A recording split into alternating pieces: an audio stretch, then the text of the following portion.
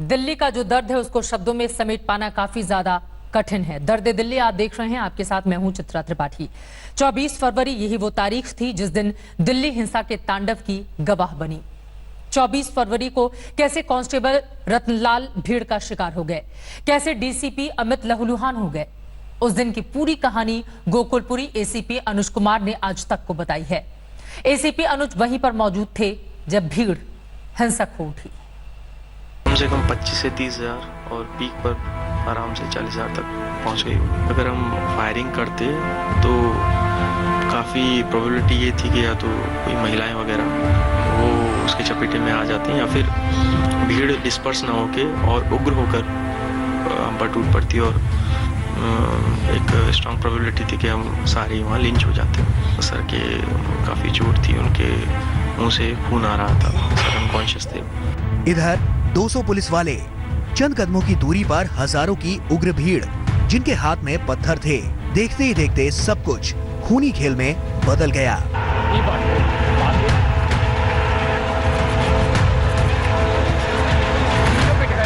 उग्र भीड़ के गुस्से का सामना करने वाले एसीपी अनुज कुमार ने आज तक को जो बताया वो हिला देने वाला है। वो अनुज ही थे जिनके आंखों के सामने हेड कांस्टेबल रतनलाल भीड़ की हिंसा का शिकार हो गए। डीसीपी शादरा अमित शर्मा गंभीर रूप से घायल हुए। उस 25 मिनट की हिंसा के मंजर को अनुज कुमार चाहकर भी नहीं भूल पाएंगे।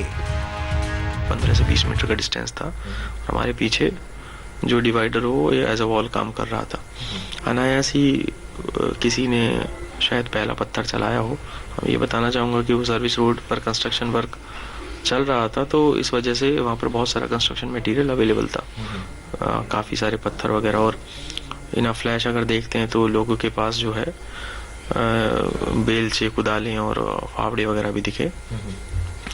तो एक बार पत्थरबाजी जैसे ही स्टार्ट हुई तो वो इतनी ज़्यादा कहा कि वो हावी हो गए, और चूंकि डिस्टेंस कम था तो हम दोनों के बीच ये टीयर गैस वगैरह भी उतनी इफेक्टिव नहीं रही।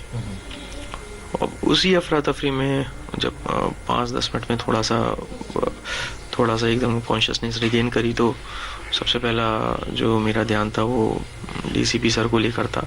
सर कहाँ पर हैं? सर को देखने लगे तो सर एक डिवाइडर के पास सर के काफ़ी चोट थी, उनके मुंह से खून आ रहा था, सर अनकॉन्शियस थे। तो तब जो है हम भी थोड़ा सा, मैं कहूँगा कि थोड़ा होपलेस हो गए। लेकिन सर को लेकर वहाँ से पहली चीज़ जो माइंड में आई थी वही थी कि सर को लेकर यहाँ से तुरंत निकलना है, ये भीड़ बहुत ज़्यादा उग्र हो चुकी है। हम सड़क पर सीधे चलने की बजाय हम यमुना विहार की तरफ भागे। सर को लेकर हम यमुना विहार की तरफ निकले, क्योंकि सीधे जाते तो हम, मेरे साथ 2 लोग और थे, सर का एक कमांडो था और एक कांस्टेबल और था, हम 3 लोग सर को लेकर अगर हम सीधे जाते तो मे भी शायद हम भी लिंच हो जाते।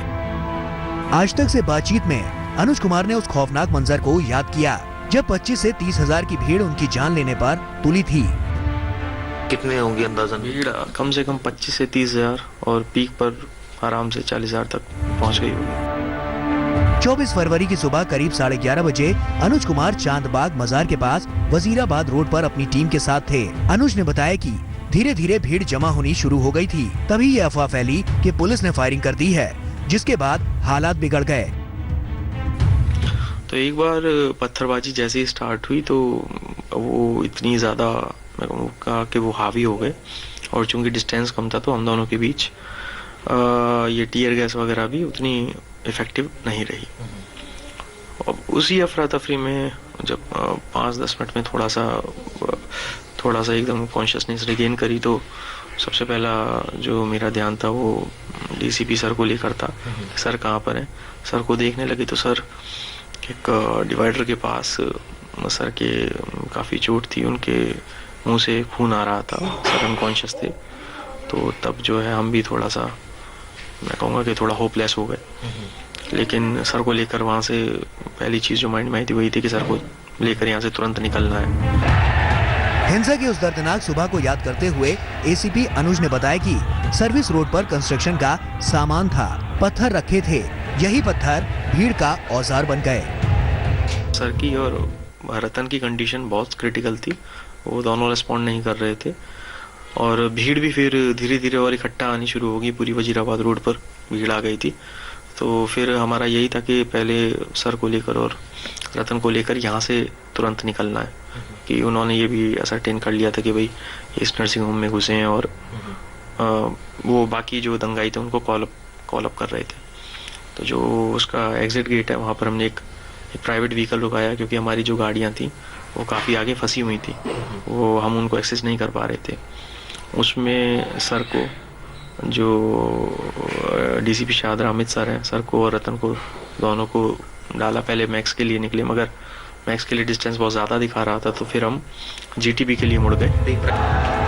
एसीपी अनुज इस बात से इनकार करते हैं कि पुलिस हालात को भांपने में नाकाम रही। एसीपी अनुज रतन लाल को तो नहीं बचा पाए, लेकिन डीसीपी अमित को उन्होंने वक्त रहते अस्पताल पहुंचाया। खुद अनुज भी घायल हुए। चिराग गोठी, दिल्ली, आज तक। दिल्ली की हिंसा ने जिन लोगों की सांसें छीन ली, उनकी दर्द भरी कहानियां एक एक करके सामने आ रही हैं। यूपी के 2 युवक दिल्ली की नफरत की आग का शिकार हुए। ये दोनों दिल्ली में काम करने के लिए आए हुए थे। घरों पे नाम थे, नामों के साथ ओहदे थे। बहुत तलाश किया, कोई आदमी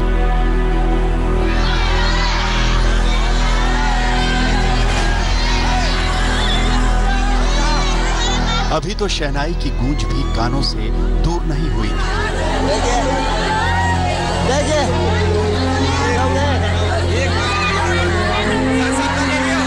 कल की ही तो बात थी जब सहरा सजा था, मेहंदी लगी थी, घर में खुशियों की महफिल थी। 10 दिन ही तो हुए थे अशफाक को नई जिंदगी शुरू की। किसे पता था कि ऐसे मोड़ पर मौत से अशफाक की मुलाकात हो जाएगी। महज 22 साल की उम्र में अशफाक की सांसें थम गई। अशफाक के घर अब मातम है, दर्द का सैलाब है, आंसुओं की धार है और अशफाक की यादें।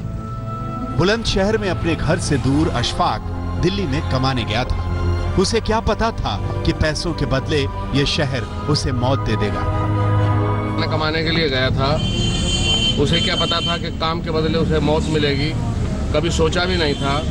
और अभी उसकी शादी को 14 फरवरी की शादी थी, उसकी पत्नी के हाथों की मेहंदी भी नहीं छूटी है, जो कि उसे अपनी चूड़ियां तोड़नी पड़ी। 14 फरवरी को ही अशफाक की शादी हुई थी। अभी तो मेहंदी का रंग भी फीका नहीं पड़ा था। अशफाक की मौत ने नई नवेली दुल्हन को अंदर से झकझोर दिया। दिल्ली में फ्रिज रिपेयरिंग का काम करने वाला अशफाक बेमौत हिंसा का शिकार हो गया।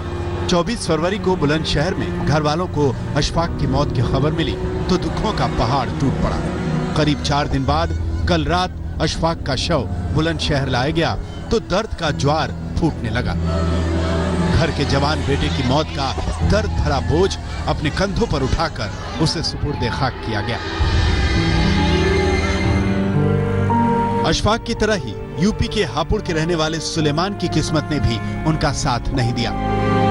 सुलेमान दिल्ली के करावल नगर में लोहे के जाल बांधने का काम करता था। 26 फरवरी की सुबह सुलेमान लेंटर लगाने का काम कर रहा था, तभी हिंसक भीड़ की नफरत सुलेमान को लील गई। सुलेमान अस्पताल में मौत से लड़ा लेकिन हार गया। 5 भाई बहनों में सुलेमान का दूसरा नंबर था। कल सुलेमान को सुपुर्दे खाक किया गया। इस मौके पर एसडीएम और सीओ समेत भारी पुलिस बल तैनात रहा।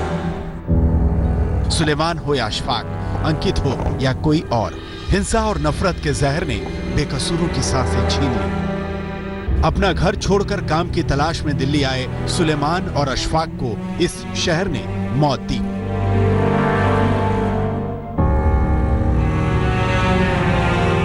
न जाने इस हिंसा की आग में और कितने अशफाक और अंकित जले होंगे। हापुड़ से देवेंद्र शर्मा के साथ बुलंदशहर से मुकुल शर्मा, आज तक। इस तरह की कहानियों की लंबी फहरिस्त है। उत्तर पूर्वी दिल्ली में हिंसा का तूफान गुजर जाने के बाद तबाही का मंजर सामने आ रहा है। वो लोग सामने आ रहे हैं जिनका इन दंगों में सब कुछ लुट चुका है। ऐसा ही एक परिवार शिवविहार इलाके में सामने आया, जिन्हें दंगों की आग ने जिंदगी भर का जख्म दे दिया है। देखिए। की जमीन जायदाद बेच के मैंने की बड़ैया बनाई, हम चुना दो। पेट काट काट कर, पाई पाई जोड़कर जिस घर को बनाने में पूरी उम्र गुजार दी, दंगाइयों ने उस घर को जलाकर खाक कर दिया। छोड़ दो मैडम को, जाएंगे अम्मा, जाएंगे। बूढ़ी आंखों ने हिंसा का जो मंजर देखा, जब ये बुजुर्ग महिला उस मनहूस दिन को याद करती है जब दंगाइयों की भीड़ ने उनके घर पर हमला बोला, तो फूट फूट कर रोने लगती हैं। रोते रोते सहम जाती हैं। मैडम को जाएंगे अम्मा, जब हमें लिकार के ले गए तो लिकर के हम वहाँ पहुँचे खम्मा तक, सोई जटाई हम गाड़ी में आग लगा दी। ये सोई मेरी गाड़ी जल गई, मेरा घर जल गया, सब कुछ लुट गया। नहीं मुझे पता क्या हुआ। गाँव की जमीन जायदाद बेची मैंने की बढ़िया बनाई, हम बेगो चुना दो, कहाँ जाऊँ मैं। इस बुजुर्ग दंपति की कहानी रुला देने वाली है। ये आंसू और ये दर्द आपकी आंखों को भी नम करने वाला है। ये परिवार नॉर्थ ईस्ट दिल्ली के शिव विहार इलाके में रहता है। वो ही शिव विहार इलाका जहां जमकर हिंसा का तांडव मचा। दंगाइयों की भीड़ जब सड़क पर मौत का खेल खेल रही थी, तो इनका घर भी उनके निशाने पर आ गया। सब ले गए लूट के, कुछ सर में आग लगाया, कुछ नहीं छोड़ा। जानलेवा हमला करा जी, और किसी तरह से जब हमारी मतलब जीवन जरूरिया ऊपर वाले हैं तो हम बचे नहीं, मैं कसर नहीं छोड़ी। यहाँ पर खड़े है कि घर गाड़ी लेकर में लड़के तो यही दफनाएंगे। दंगाई घर पर धावा बोल चुके थे। घर पर पेट्रोल बम और पत्थर बरसाए जा रहे थे। घर के अंदर ये बुजुर्ग दंपति अकेले थे। दंगाई बाहर निकलने की धमकी दे रहे थे। मेरे से बच्चे यहाँ से गेट तोड़ रहे हैं और इधर से शटर बजा रहे हैं, ऊपर तो पत्थरा बसा रहे हैं शीशा में। शीशा हमारे यहाँ लग रहे हैं, शीशा हमारे यहाँ लग रहे हैं। हमें नवे नवे के बच्चे या जीना में दबक गए हमें दोनों का ऊपर, तो यहाँ टाले कर जिंदा जलाएंगे। दोनों पति पत्नी जान बचाने के लिए घर के एक कोने में छिप गए और मदद के लिए पास के एक पड़ोसी को फोन किया। इनकी किस्मत अच्छी थी कि वक्त पर कुछ लोग इनकी मदद के लिए आ गए और तब जाकर इनकी जान बच सकी। लेकिन हिंसा की आग ने इनके घर को पूरी तरह से बर्बाद कर दिया।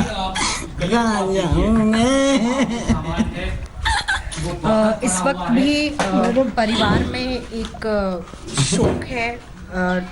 अभी भी लोग दुखी हैं क्योंकि उनकी जो जन्म पूंजी थी वो जल गई। दंगों ने इस दंपति को ऐसा दर्द दिया है जिसे भूल पाना आसान नहीं है। लेकिन सवाल ये कि आखिर किसी की दुनिया जलाकर आखिर क्या हासिल होता है? किस मजहब में इस सवाल का जवाब लिखा है? शिव विहार से मिलन शर्मा के साथ आज तक ब्यूरो। एक तरफ अपनों को खोने का दर्द, वहीं दूसरी तरफ लाखों लाख लगाकर, जीवन भर की पूंजी लगाकर जो दुकानें, जो मकान बनाए गए, वो सब आंखों के सामने जलकर खाक हो चुके हैं। जरा सोचिए उनके दर्द को किस तरह से समेटे शब्दों में।